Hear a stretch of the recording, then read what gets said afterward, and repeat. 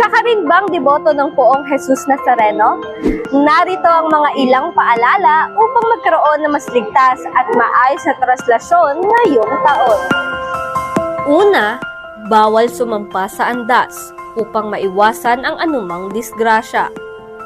Pangalawa, huwag magtulakan. Importanteng mag-ingat at pairali ng disiplina para maiwasan ang kaguluhan.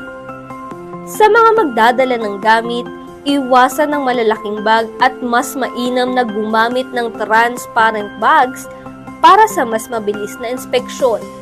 Para naman sa mga matatanda, buntis, may kapansanan at mga bata, hinihikayat ng otoridad na manatili na lamang sa gilid ng kalsada para sa kanilang kaligtasan.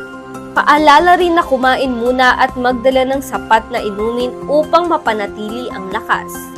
Ang paggamit ng transparent water bottles ay ipinapayo, habang mahigpit na ipinagbabawal ang tumblers, sombrero at hoodie.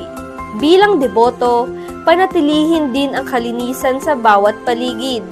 Itapon ang basura sa tamang lagayan at higit sa lahat, ipakita ang espiritu ng kabanalan sa misa sa pamamagitan ng pag-iwas sa anumang distraksyon.